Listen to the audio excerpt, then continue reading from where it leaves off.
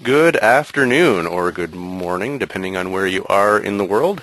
My name is Jason Hodgert with the Marketing Department at PCI Geomatics, and I'm very happy to welcome you to today's webinar, Object-Based Image Analysis using Geomatica and Ecognition software.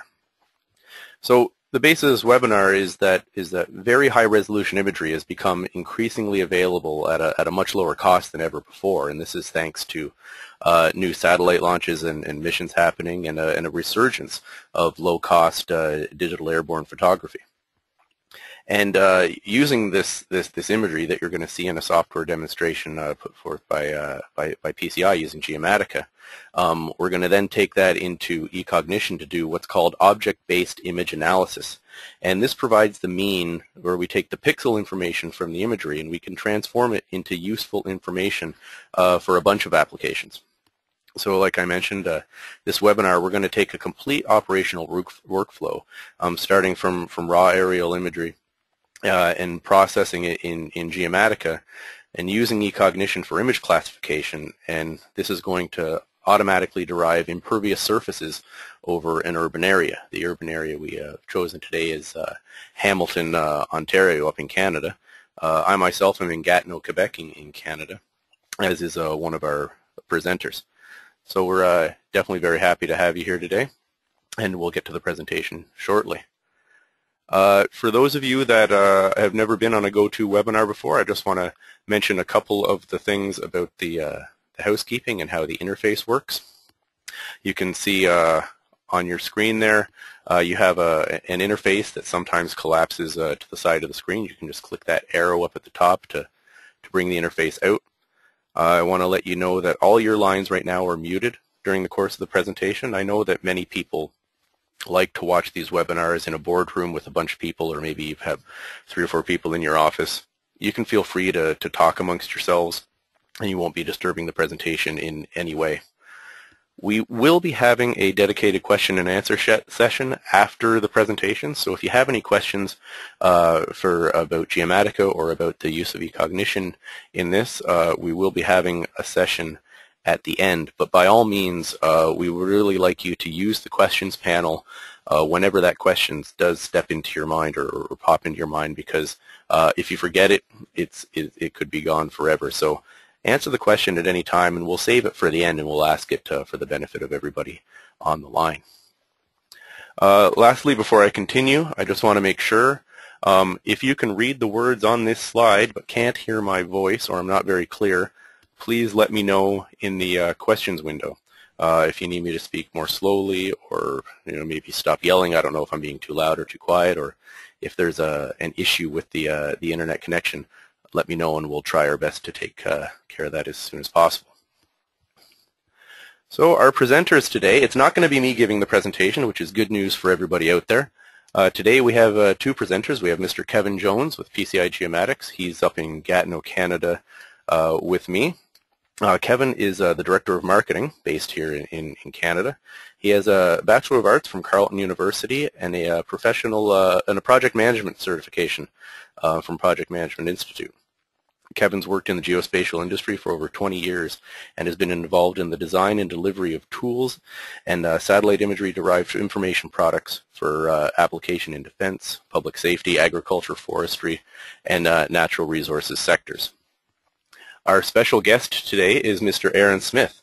Aaron Smith is with Equinox Analytics, and he's based in Columbia, South Carolina in the United States.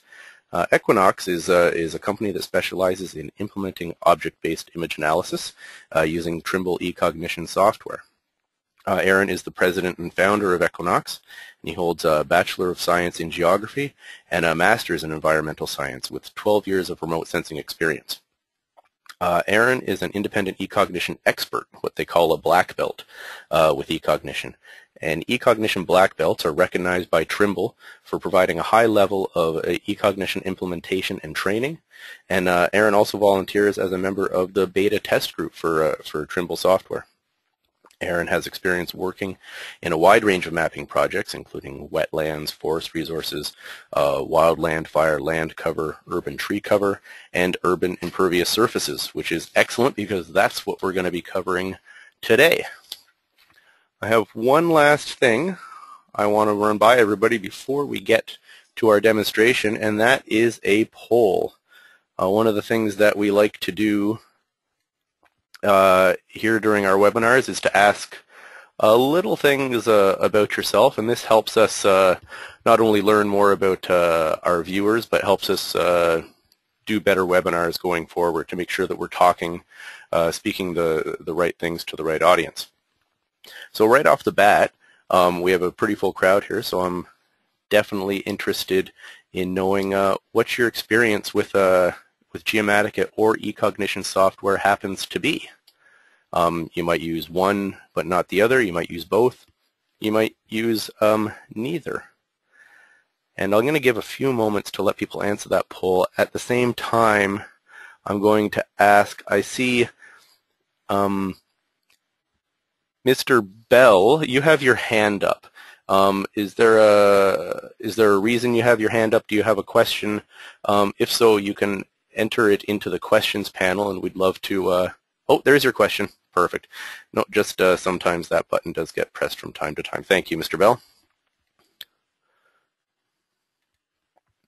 And perfect. I will shut down that poll, and we have a pretty even split all the way across the board. We have a number of people. Basically, it's not exactly 25% every answer, but it's about as close as it can be. So we have a real good mix of people on the line. So hopefully, those of you that are used to using one software, not the other, hopefully everybody can learn something during today's session. Now, having said that, that is enough for me for now. We'll be back later in the presentation for another poll. And right now I'd like to pass it on to Kevin Jones to show us the Geomatica orthorectifying and mosaicing part of the demonstration. Go ahead, Kevin. Thanks very much, Jason, and welcome everyone to this webinar. Once again, I want to specifically thank Aaron Smith from Equinox Analytics for helping us give this webinar today.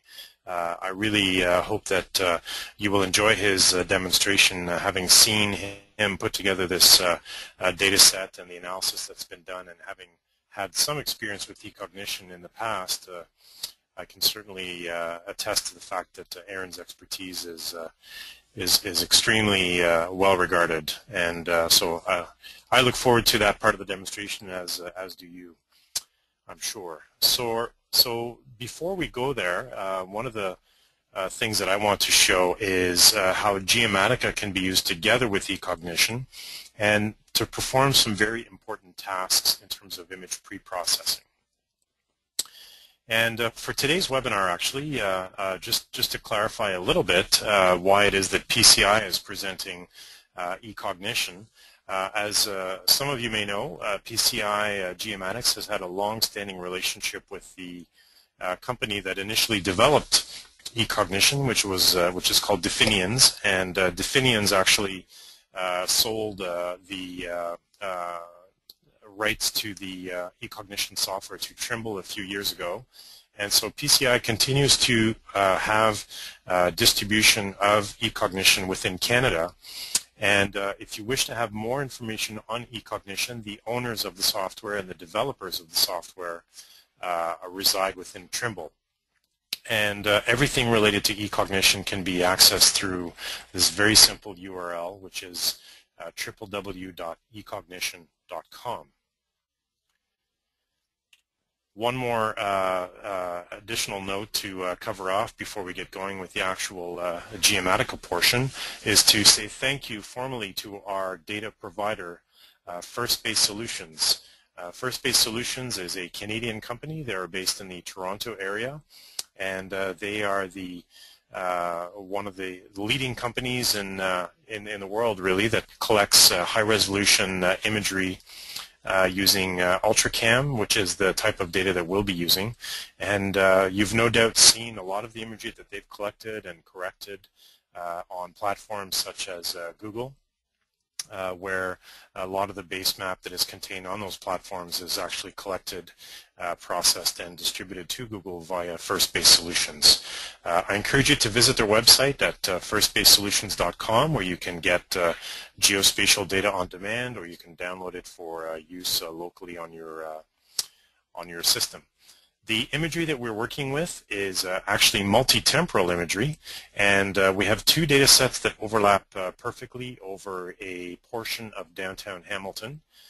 You can see over here on the right we have imagery from 2009, which was collected during the summer, so leaf on, and that imagery was provided to us in full stereo, so I believe it was 60% forward overlap and 30% side lap.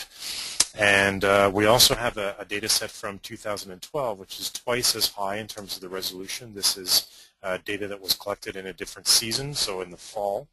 And this also is ultracam imagery with similar overlap. I believe it was 60-30, a little bit more forward overlap.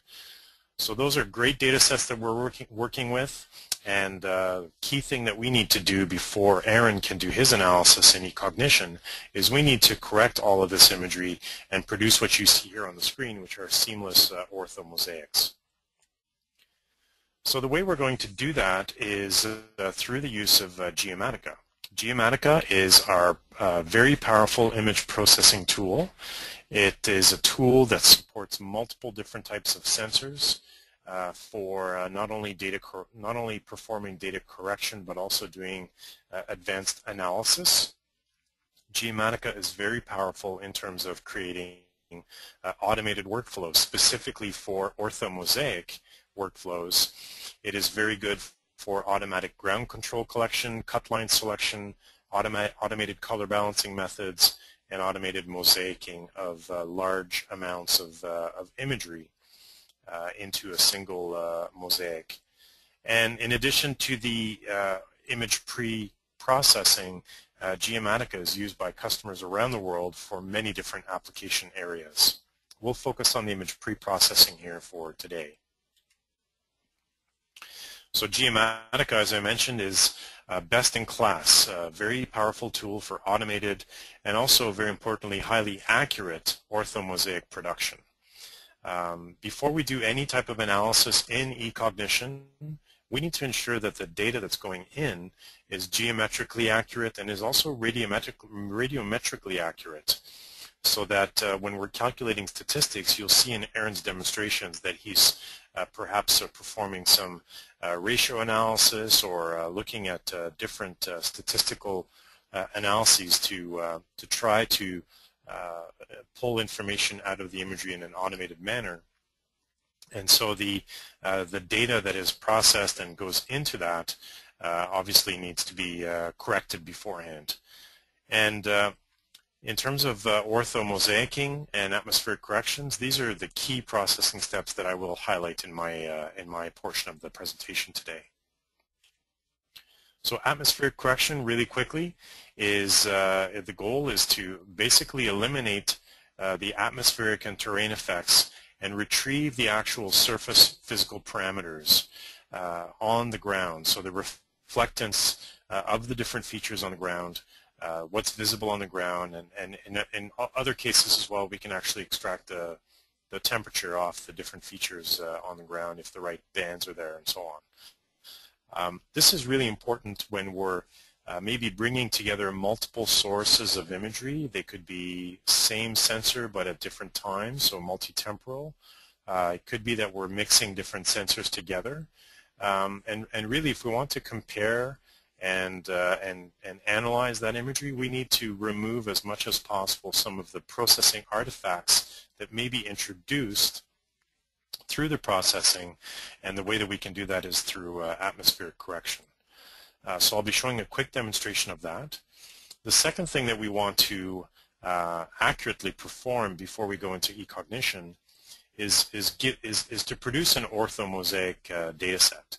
So imagery is typically provided in individual tiles or individual scenes, and that imagery, if we're trying to cover a specific area of interest, we need to create a seamless orthomosaic.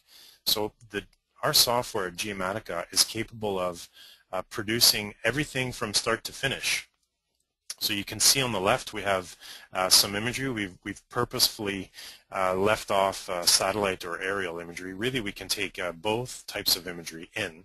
And if we're using satellite imagery, we deal with RPCs, or raster polynomial coefficients. If we're dealing with aerial imagery, then we can take the interior and exterior orientation information. This is the metadata that we need to perform the correction. And also for aerial projects, we need the information related to the positioning of the camera and the plane. And so what we can do right from the stereo imagery, if we have stereo imagery, is we can use the stereo overlap to automatically extract a digital surface model. So you'll see in Aaron's demonstration that he actually uses the DSM that we generated in Geomatica to try to separate out some of the features with the height information. Then we would typically go from DSM to DTM, so we would filter the DSM and we would get it down to a digital terrain model. The next step would be to generate orthos, and from those individual orthos we would create a orthomosaic product, so a seamless orthomosaic product. So what I'd like to do now is to show you quickly how atmospheric correction works. So what I'll do is I'll launch Focus. So here we see Focus, and I'll open up a Landsat image, a Landsat 8 image in this case.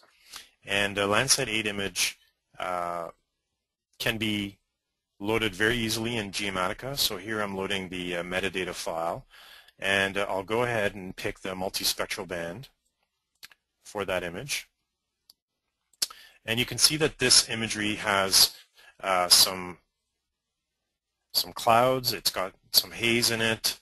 You can see a little bit of haze over here, a little bit of haze over the water. And so what we want to do is we actually want to detect the presence of clouds and haze. And in the case of haze, try to reduce its visibility, and in the case of clouds, we want to maybe be able to mask it so that we can use alternate images in that location. So the analysis is very simple. If we go under Analysis, Atmospheric Correction, and we pick the first part of the workflow. So this is a very intuitive wizard, essentially, that allows us to pick our image, and you can see that as I did that, I was automatically given the information. It detected that this is a Landsat 8 image. This is the acquisition date of the image, so May of 2013. It calculated the solar zenith and solar azimuth, and I can essentially run through and produce the atmospherically corrected data sets. I've pre-computed this, so I'm just going to go ahead and load that in.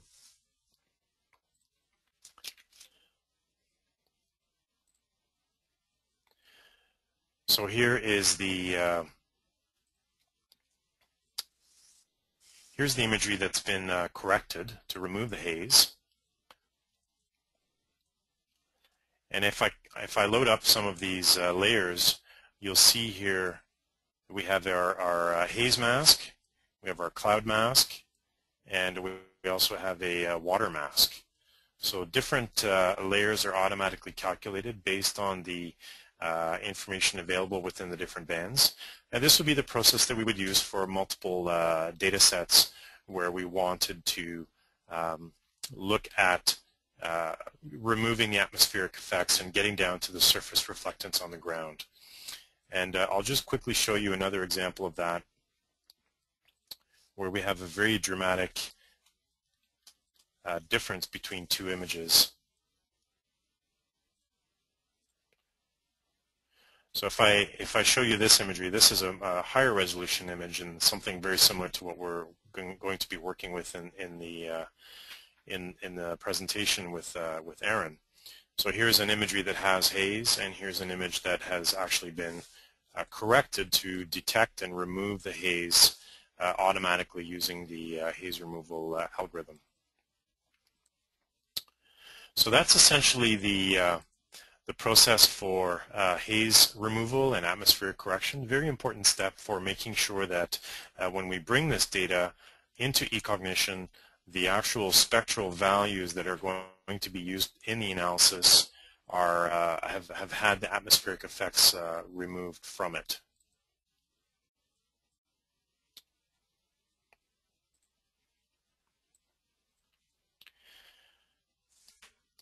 Okay, so the next step that I would like to show you. Hey, Jason, can you hear me? So the next aspect, or the next portion of the demonstration, is to show you how simple it is to correct the imagery. So if I pull up the folder where I have the imagery that's been delivered to me from First Base Solutions, I'll just quickly show that to you. So here I have raw TIFF imagery. So each one of these TIFF images, you can tell here that there is some overlap between the different pictures, and so these are taken along track, and there's overlap between them. We have a camera calibration report that has some information contained in it, and an exterior orientation file. So all of the information that we need to process these individual images into a seamless orthomosaic is contained here. It's very straightforward to do that within OrthoEngine. So I'm going to go ahead and launch OrthoEngine now.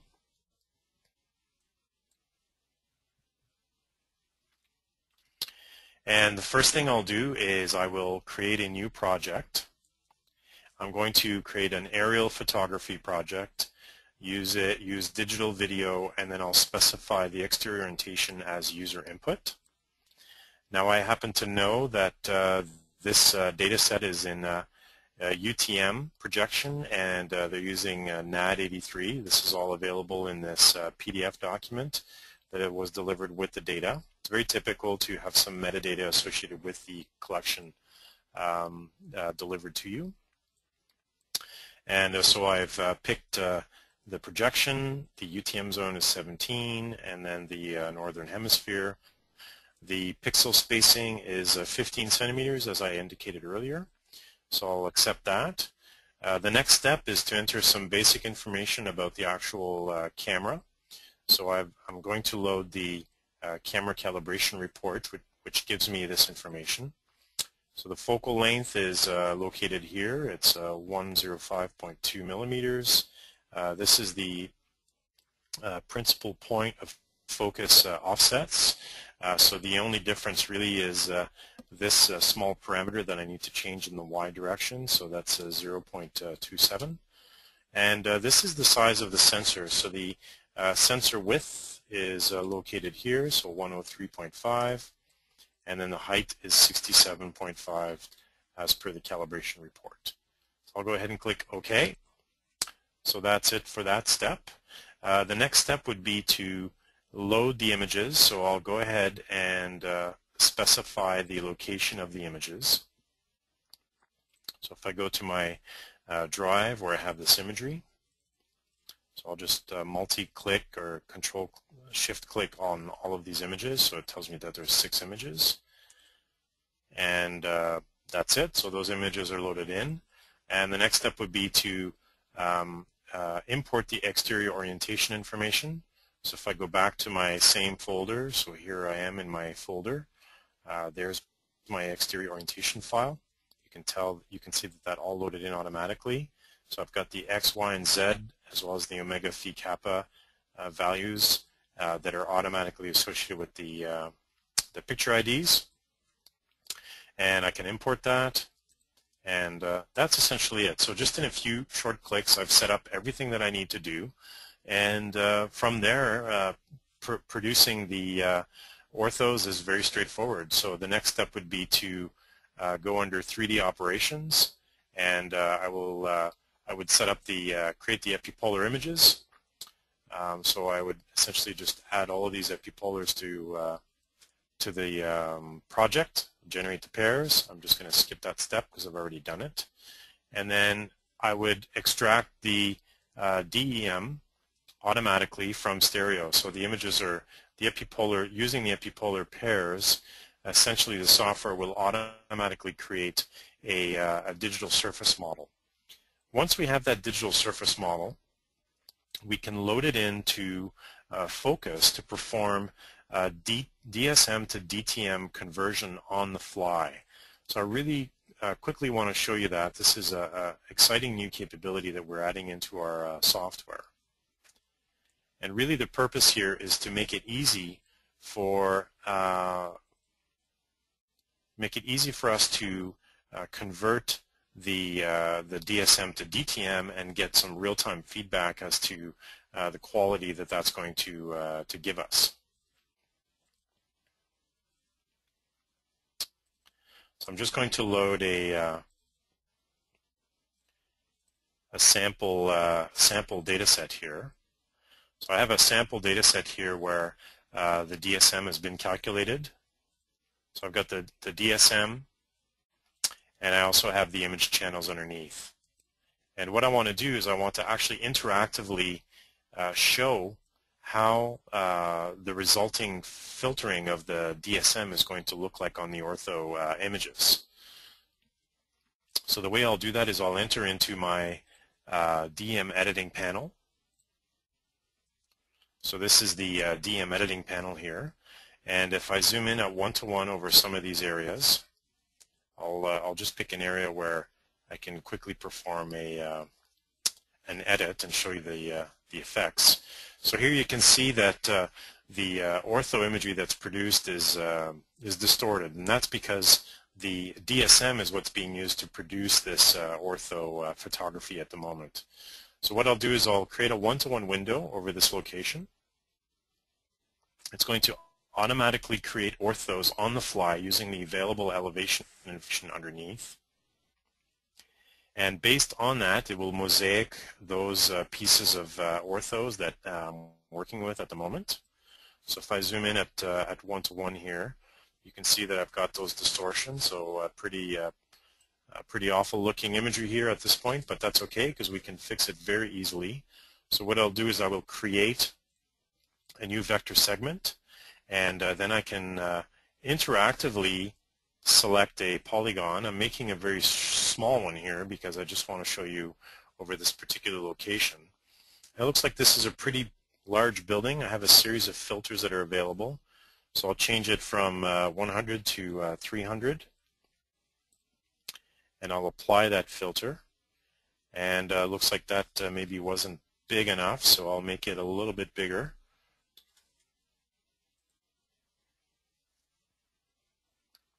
So that has gotten rid of my buildings. So now what I can do is I'll just zoom back out real quick here, and I'll reload.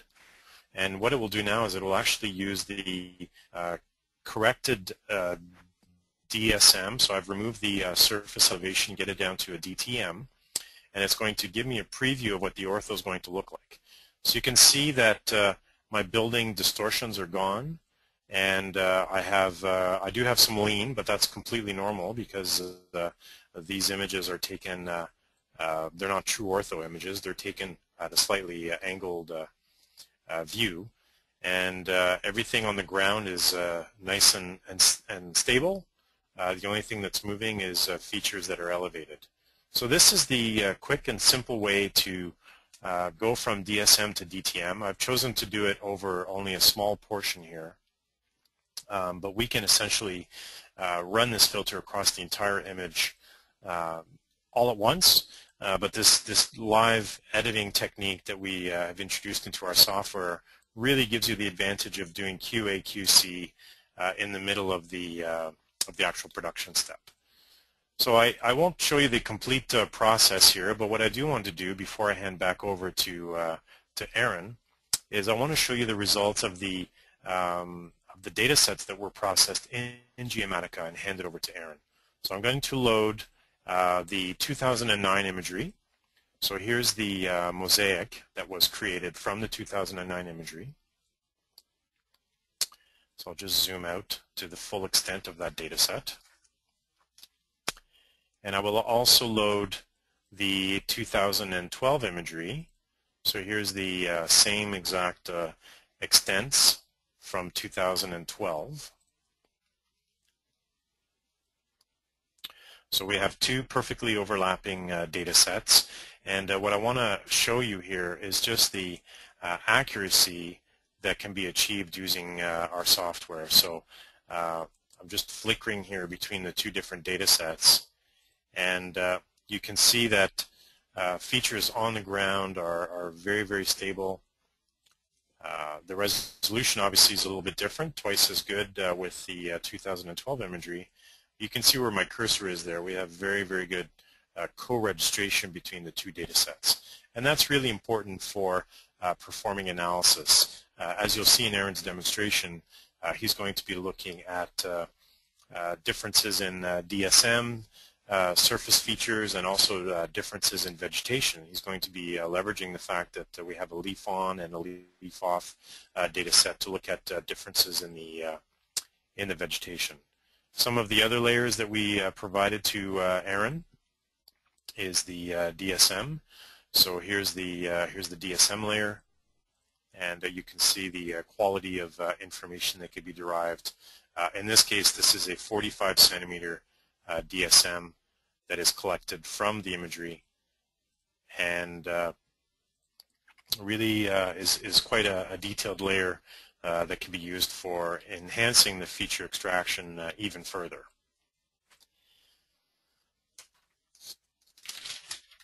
So that essentially wraps up my portion of the demonstration, and at this point I'd just like to thank you once again for joining us today. Jason will be continuing from here, and enjoy the rest of the webinar. Excellent. Thank you very much, Kevin. That was very well done, and we very much appreciate it, as I know Aaron appreciates having the orthorectified and mosaic data to work with. And with that, we'll segue directly to Aaron, who's going to show us how we can use Ecognition with this data to produce some excellent results. Aaron, take it away.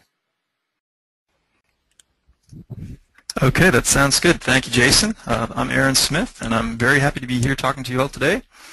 I think maybe we'll start with where Jason was referring to as far as having the image registration perfect. We'll kind of pick up on what he was referring to.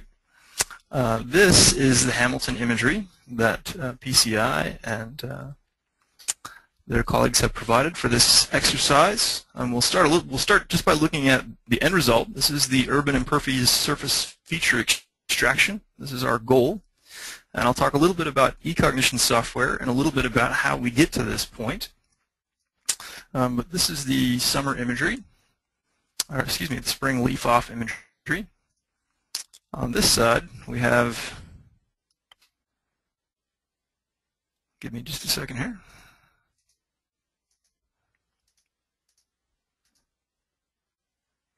The summer imagery. So we're actually going to be taking 2 dates of imagery and using Ecognition to do data fusion to extract some of the information we're looking for out of the summer data and some of the information that we're looking for out of the spring data. And so Ecognition is one of the things that it's very strong for is as a platform to do data fusion and to take data from different sources and combine it.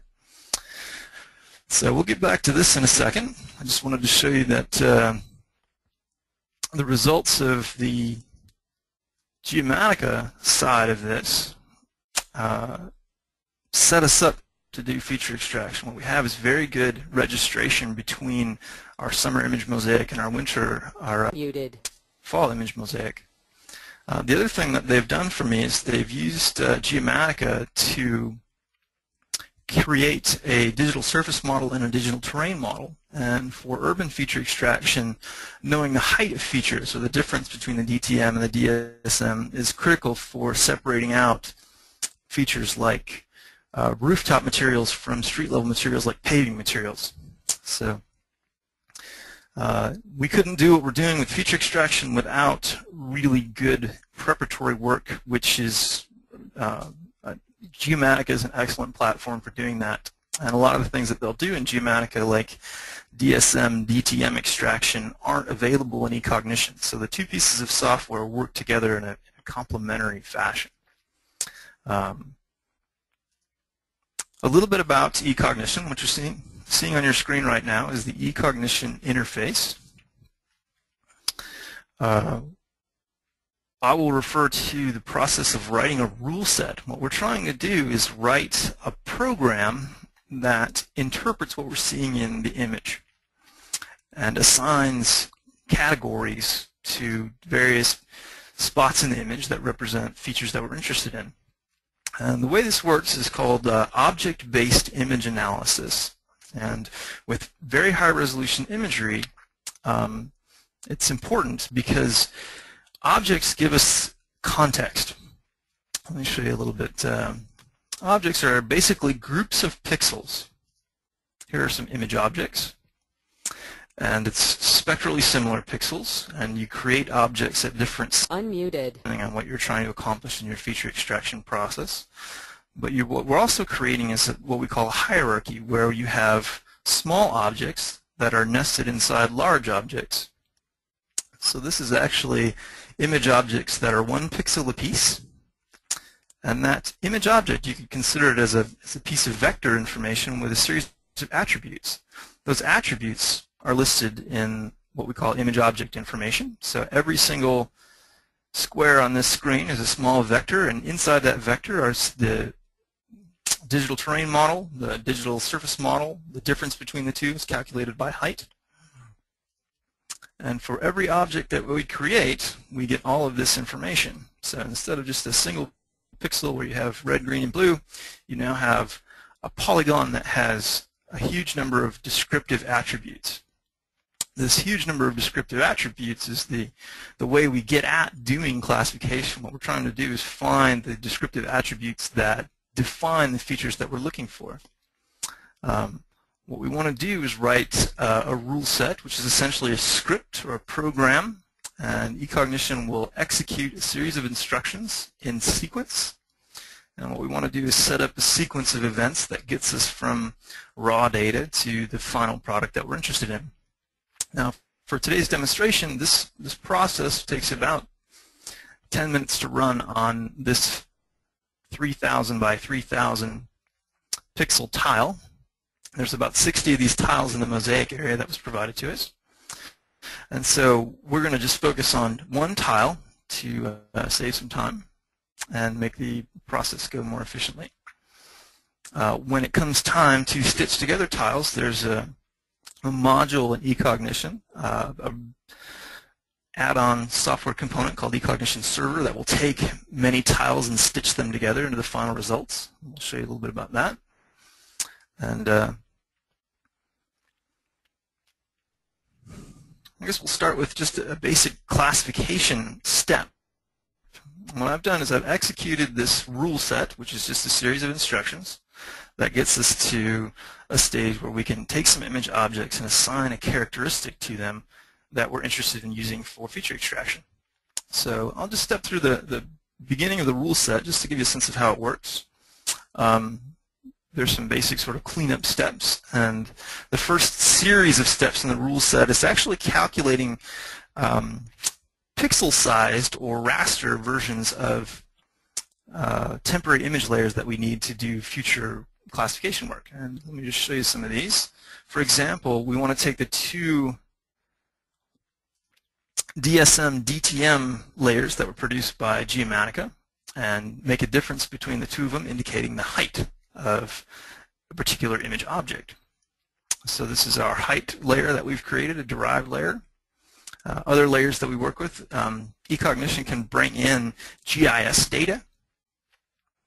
So a lot of times we'll take that GIS data and integrate it into our rule sets and allow that to help us make better decisions about what we're seeing in the imagery. This is the GIS road layer that was provided through the OpenGIS data available through the city of Hamilton. And so if we want to know about road center lines and we have that vector, we can actually use that piece of information to help us make classification decisions in a new piece of imagery. In this case, we created a derived image layer that shows us the distance from a road center line, and we can use that to determine whether or not things in our classification are being done correctly. And we have various pieces of other information that we can use to do the actual classification. Oops, hang on a second.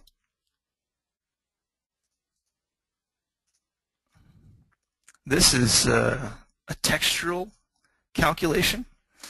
Basically, it's a Canny's algorithm red edge extraction, and we can use this derived layer to help us describe features. For example, if we're interested in separating buildings from vegetation, you'll notice that building rooftops have very little internal edge structure, and vegetation has a fair bit of internal edge structure. So the difference between these two sets of characteristics at the object level can be used to make that break between vegetation and buildings.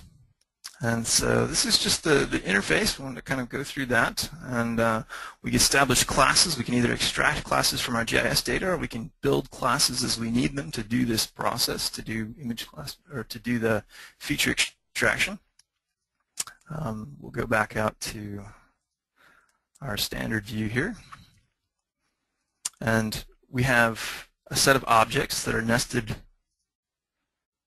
in another set of objects. So this is small objects, and then at another level in our image object hierarchy, we can aggregate into this larger set of objects. In this case, we've taken all the objects and grouped them by height.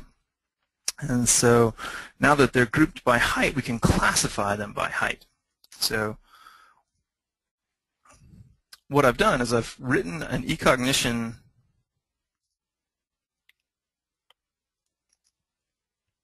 classification rule that basically says, given no classification, find everything that's greater than a height of 2 meters and assign it to a temporary class.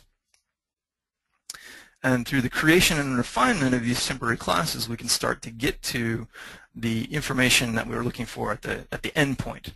And so this might be a preliminary extraction of everything that's taller than 2 meters. And what you're seeing is you have buildings, which is what we're looking for urban impervious surfaces, but you also have trees, which is something we want to separate out from the building layer. And so we've been able to separate buildings from roads just based on height, but separating buildings from trees depends on another set of attributes. And we actually use the image texture to do that. I won't execute that because we want to kind of keep things moving forward. But this is just gives you a sense of the Ecognition interface and how things work in terms of image objects and image object information. When I'm writing a rule set, basically what I do is I add sets of instructions to this sequence. And a little Ecognition programming. I can say, all right, let's add another algorithm to this rule set, or another step in the workflow. And I have about 100 different operations to choose from. And so by putting these operations together in sequence and applying some programming, you can do operations in terms of loops and in terms of if-then statements. You can basically write a program that will get you from raw data to the desired result. There's some very sophisticated algorithms that they've added to Ecognition, including some pretty advanced classification tools like random forests and support vector machines, and some fantastic new tools in the newest version of Ecognition for dealing with vector layers. So let's put this one down, and we'll pick up. It's the same rule set, the same data, but just a few steps down the road to save us having to look at this thing processing. And what we've done is an initial building extraction. Basically, we've gone through and said, all right, using texture, we've separated off potential vegetation from potential buildings. And we're pretty happy with this as a candidate building layer. But you'll notice that the building outlines aren't something that you would really want to deliver to an end client, like a city or the user of this data. This boundary for buildings doesn't really look good in terms of what you'd want to deliver. And so there's a whole set of new algorithms that they've added to Ecognition to create vectors from these image objects in their native format, so not following the boundaries of pixels, and orthogonalize buildings. And so from this as a potential deliverable, which would be not very exciting, to something like this.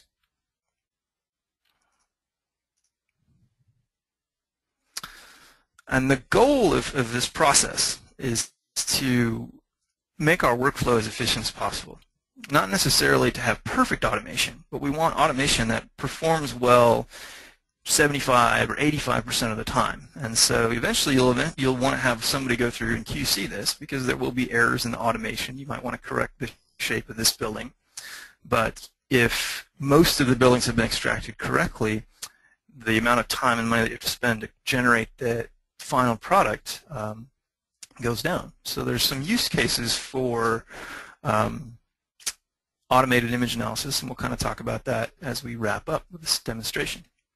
But this is the results from the automated building extraction and orthogonalization of the buildings. So this sort of puts you in position to deliver a building layer or building update layer. And so that's the second sequence, major sequence in our rule set. We'll talk a little bit about the third major sequence in our rule set. Keep things moving along here. The next problem that we're facing with urban impervious surfaces is surface level impervious versus permeable. And so we want to know where pavement is relative to grass and surfaces where water would percolate into the water table. And what you'll notice is we've classified permeable, and we've classified a basic impervious layer based on image spectral characteristics. So we're looking for things that are high brightness. But you find that in certain instances, particularly working with image and image only, you have layover effects. So in this case, there's trees and tree shadows obscuring the road surface that we would define with RGB brightness. And so we need to figure out how to deal with this in terms of our results. One way to do it would be to just export what you see here as the automated result, and then have someone go through and QC and cut out the trees. That's a fairly labor-intensive process. And so what we want to do is take advantage of some of the other data that we have available to us. For example, we had that road center line that I showed you earlier. Let me just turn on the road center line. And this is GIS data provided by the city. It's fairly common stuff if you're working on one of these projects. Most cities have GIS road center lines that are available. A lot of them have buildings that, instead of trying to do all buildings, you're doing an update.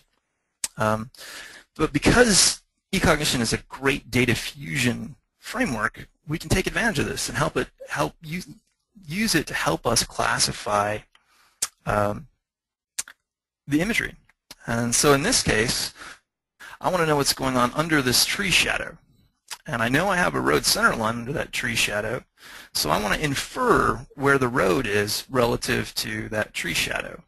And what I've actually done is I've written a loop in our rule set that will find the most frequently occurring distance between the center line of that road and permeable that we've identified in the prior Ecognition rule set. So this is actually using Ecognition to figure out how wide those roads should be.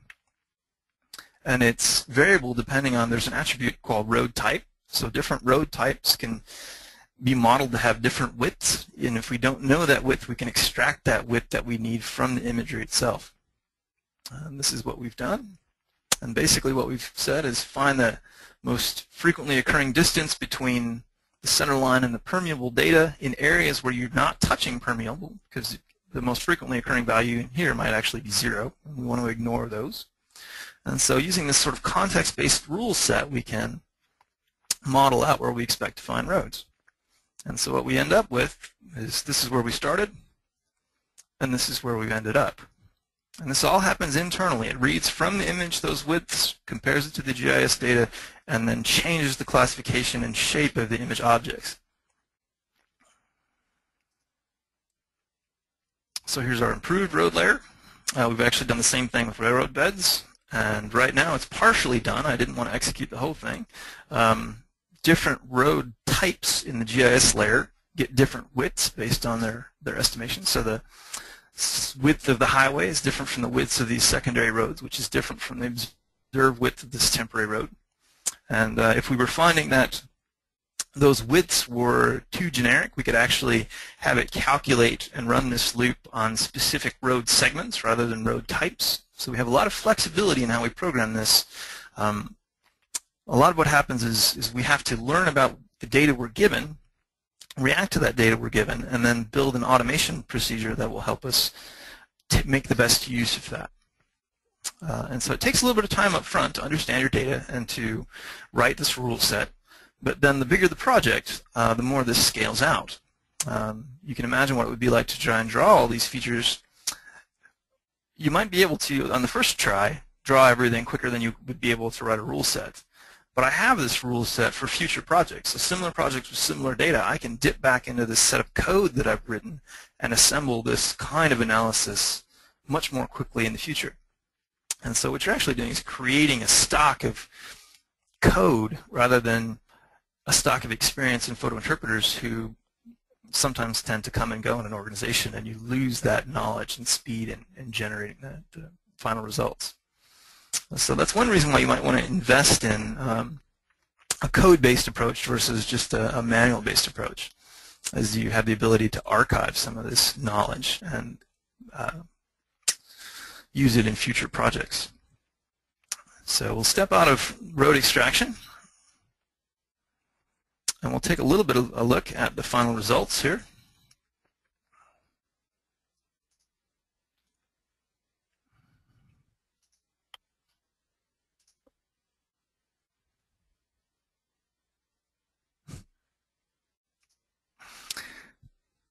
Okay.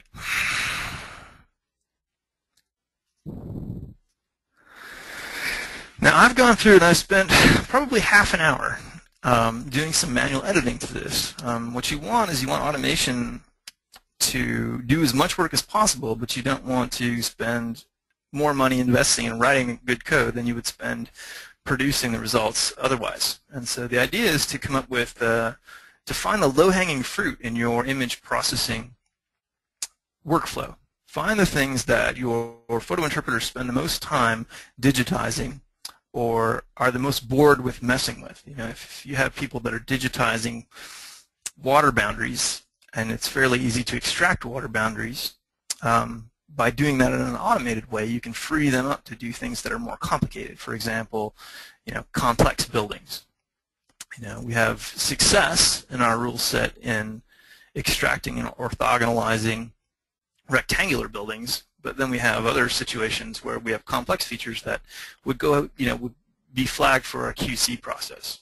But every one of these that's done correctly is something that people don't have to spend their time on, and they can then therefore focus their time on things where it didn't perform correctly. So you want people to switch from creating data to doing QC and editing.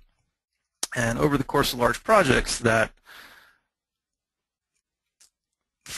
being free from having to create every node and assign everything a class scales very well and allows you to save some money on your overall productivity.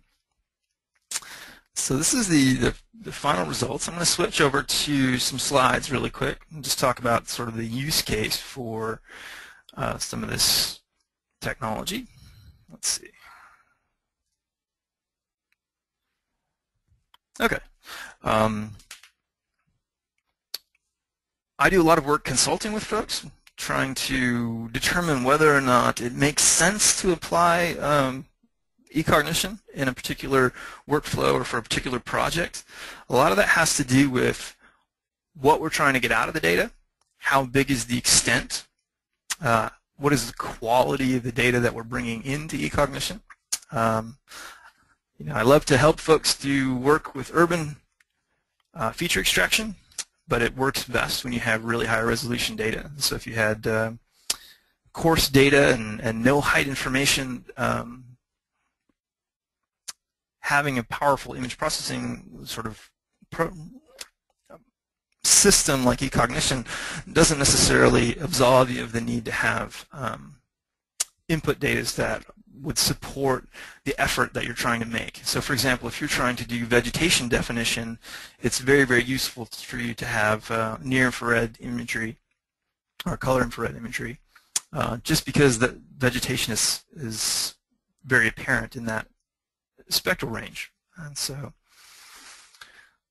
Ecognition is this excellent tool for doing data fusion when we're confronted with things like multi-date imagery, like what we were just looking at, or imagery that has GIS or LiDAR We use LiDAR quite a bit for urban feature extraction. LiDAR is really good in terms of providing really accurate height information and really good geometry that complements what we get from imagery.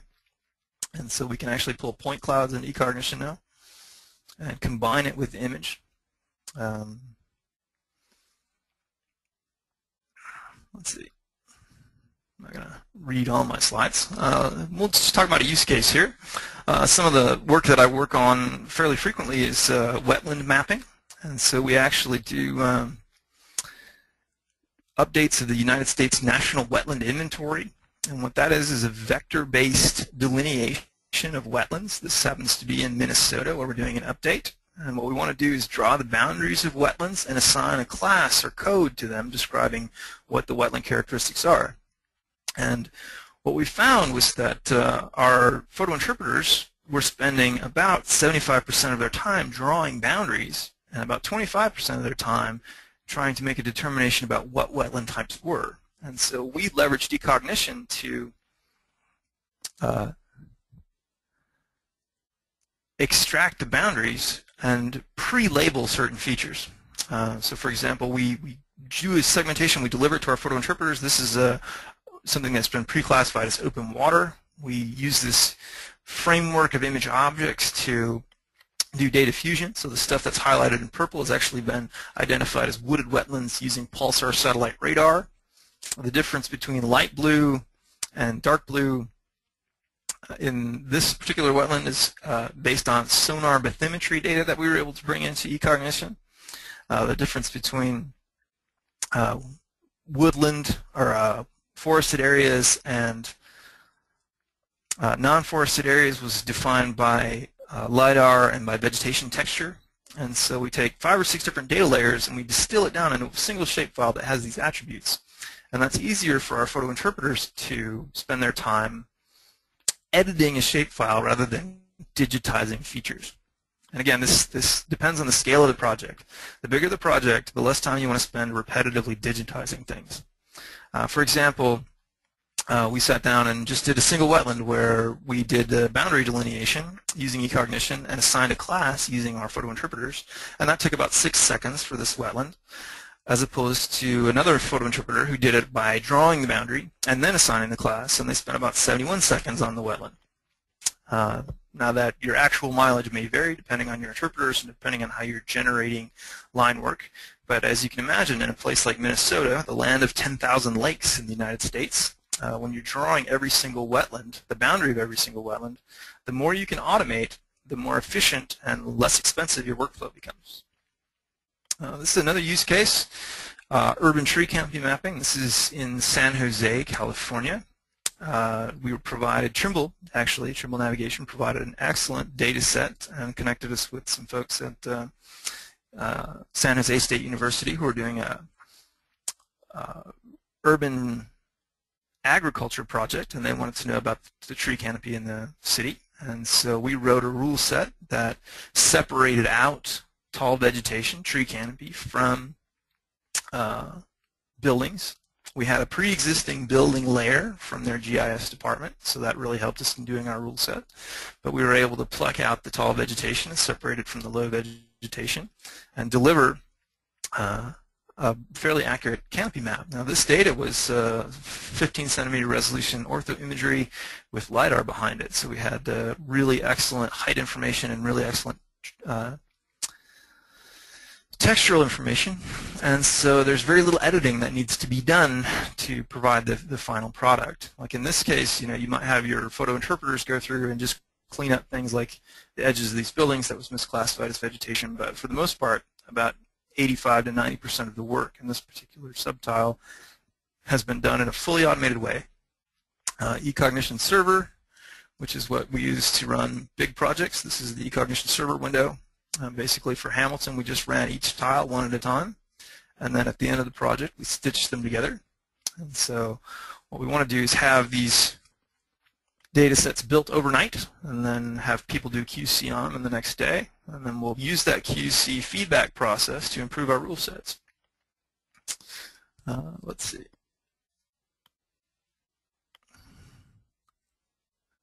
All right, and I think at this point, Jason had in his Yeah, actually, I can take back over there, Aaron. Right. Yeah. Grab the quick poll. Yeah, I will take control, and we'll start taking a look at my screen here. Just give me a moment here to set up the show. Yeah, so we have another poll that we would like to give you today. I just want to thank everybody for sticking with us today. We had some interesting technical hiccups earlier on in the presentation, and that's the beauty of live radio, I guess, as they say. I just want to know, basically, I'll launch this poll here, and seeing what you've seen. What would sort of the next steps be for those of you that have seen this now? Would you be interested in a more detailed demonstration? Now you can select all that apply here. A trial license of any of the software. We're looking to look into hiring a consultant similar to Aaron, or maybe Aaron himself, to help deliver this service. Or perhaps you're not interested at all. The good news is not interested is way behind, so that is great. Really glad that everybody was able to stick around, and we actually have the lead there, and the numbers are still going up, but they're starting to settle down there. People are definitely interested in a more detailed demonstration, and a lot of people are interested in trial licenses. So I'm going to get to that very shortly, and I want to thank everybody for taking part in the polls today. That really does help us, not only help us with our presentations, but helps us actually make our software better for users like yourself. So now we've gotten to the questions portion, and before we do that, I want to put our contact information up there on the screen. Myself, obviously, I can talk about PCI Geomatics. You can visit us on the web at pcigeomatics.com or email us at info@pcigeomatics.com. Feel free to follow us on social media as well. One thing that I always like to point out to people is this little guy here, YouTube. We do a really good job of putting up recent technical tips up on our YouTube channel fairly frequently, and you can access that by either going to pcigeomatics.tv, as in television, or going to youtube.com/pcigeomatics, and it's a really great resource for really quick tips. These videos range anywhere from 3 to 7 minutes. And it really gets into the nuts and bolts of the software without going into a really deep technical application specific example. And of course, contact Aaron with any of your any other questions or comments that we weren't able to get to today. I want to point out that the URL is www.eqxanalytics.com, and you can contact Aaron directly at the email address below as well. So to the questions, we do have a few minutes for questions. The first one I can answer myself. A number of you were asking if a recording of this presentation will be made available, and absolutely it will be. It takes about a day or two to process this, and one of the things I do want to do is, since we had some technical difficulties with the on PCI's end here, we didn't quite get to finish the Geomatica demonstration, so I'd like to be able to include a recording that includes both sets of software, so people can see how the orthorectification and the alignment of those images goes. But in the next 1 to 2 days, you should expect an email from PCI with a link to the recording and the slides involved, and some highlights from the question and answer session. And now I do have a few questions. We got a lot of great questions here. I'll try to get through some of the more common ones here. Aaron, where is it here? I have a question about the texture layer. Is it possible for you to explain more about how that layer was created? Sure. There's an algorithm built into Ecognition. Basically, it's an edge extraction. The algorithm itself is called Canny's algorithm. And so it's one of those 100 or so sequences or processes that you can put into your process tree. And so basically, I just told it to do a red edge extraction at the pixel level, and then used it to determine the number of edges within an object to look at texture. And so Canny's algorithm would be the thing to look up. Fantastic. And actually, this is sort of a variation on a number of questions that have sort of come in, and I can sort of handle one half of it. And it leads basically from the poll question we just had there. Now, a number of you are looking for a trial version of the software to try this yourself. I can say from PCI's standpoint, we do have a trial version of Geomatica. That is a fully functioning 15-day trial, and it's available on our website. If you just go to pcigeomatics.com/Geomatica, there will be a big button on that site that will take you to a download page to download the trial version of the software. And I guess, Aaron, if you being an Ecognition black belt, I'm assuming you would be best to explain what kind of trials and evaluations are available for Ecognition and what the options are there for people looking for that. There is a trial version of Ecognition that's available. It has limited functionality.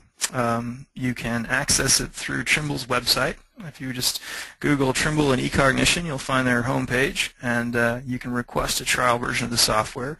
It's functionally limited in terms of you can't save rule sets and you can't save results, but other than that, you've got plenty of time to play with it. There's also a fantastic online community for Ecognition. Trimble hosts it, and they post rule sets, post sample data, post questions. So that's a really great resource for people who are interested in seeing how to approach Ecognition programming. Excellent. Actually, your answer there answered a couple of other questions that came in there. Similar to that, another one that I can handle half of, and you can take the other half, is basically how steep is the learning curve, and how hard is it to learn these things. Now, I know from PCI's end, we have a fairly comprehensive training program, and you're available to, we will come to you, you can come to us. But most commonly, and one of our very popular packages is our online training. And this happens once every couple of months, every 6 weeks or so. We have online training ranging from introduction to Geomatica to more advanced Geomatica. We have a radar course. And these are available online. You can research those at pcigeomatics.com/training. And something new that we've actually started recently is we've have access, we've given non-commercial, non-transferable access to all of our textbooks for each of these courses, which is not only a great way to learn if you're more of a learn at your own pace kind of person, but if you're interested in taking one of these online training courses, it's a good opportunity to look at the textbook to know what you're getting into ahead of time, and those are available on our resources page. You can find that on our main website, and I'll be sending out a link to that actually following the webinar as well. And let me see some of the other ones here that are actually. I'll let you finish the with the Equinox and the Ecognition part of that too, Aaron. What kind of learning curve and training is available for Ecognition software? Well, there's several routes to go. There's a lot of universities that do object-based image analysis and remote sensing classes. I find the reason I have a niche for what I do and what my company does is that there is a fairly steep learning curve to Ecognition. And so what I'm able to do is allow people to, in one sense, try before you buy. If you wanted to employ this technology in a remote sensing project or a feature extraction project, for one of the services that I offer to a lot of my clients is they'll send me their data, send me their LiDAR and imagery. I'll write a rule set for them and evaluate whether or not that project or that application area relative to that data is a worthwhile thing to pursue. And in a lot of cases, folks will decide that they do want to pursue it, and they want to pursue it in-house, and then they'll contract Trimble to arrange for purchase of the software. And then they can either go to Trimble for formal education. There's online training, and then there's hosted training. Or I can conduct training. I tend to do things that are more specific to an application area. So we'll do, instead of general purpose training, we'll focus on impervious surfaces for, say, engineering firms, folks who want to do that kind of thing. It's pretty flexible. The place to start for all of it is the community. You can just put in the community training, and you'll get lots of options. There's stuff available online. There's some folks who do some excellent blogs on Ecognition. To do like professional implementation, typically I would just charge by, we would talk about what data you wanted to do, the extent of the data, the size of the project, and the complexity of the project, and then we would give you an estimate about how much time it would take. Typically a project like this would be, I would estimate this at probably a 2-week project, and what you're seeing on the screen right now for this demonstration is probably the results of the first week. And so I would do this work, write this rule set, send the results to my prospective client, and then get some feedback and say, all right, hey, these buildings are too jagged for us. Can you change the rule set to make them look better? And then I'll come back and change the rule set and use my in-house Ecognition server to process the data and generate a new set of results. I see a question that just came through about how are the 2 dates used in Ecog. We use spectral information from the summer to help us differentiate green vegetation from roofing materials. And that tended to be spectrally similar in the fall imagery. Let's see. Oh, that's fantastic, actually. And tell you the truth, we do have a number of a few more questions coming in, but we are up at the top of the hour, and we know everybody's really eager to get back to work, of course. I want to take the time to thank Aaron specifically. Aaron, you did a great job. I think the demonstration was really simple to follow and really provide a really good use case. And based on the questions we got today, lots of people are definitely very, very interested. So I want to thank all of you for joining us and sticking with us through the little technical difficulties that we did have. Like I mentioned before, we will be sending out a recording of this presentation, and we will be following up on any of the questions that we were not able to answer during the session. And so that's it. If you're interested in learning more about Ecognition and what Equinox Analytics can do for you, by all means contact Aaron or visit his website at eqxanalytics.com. And for Geomatica and other imagery-related inquiries, PCIGeomatics.com, and absolutely check out PCIGeomatics.com/webinars to find out more about our latest webinar presentation. Thanks again, everybody, and we hope to have you join us soon.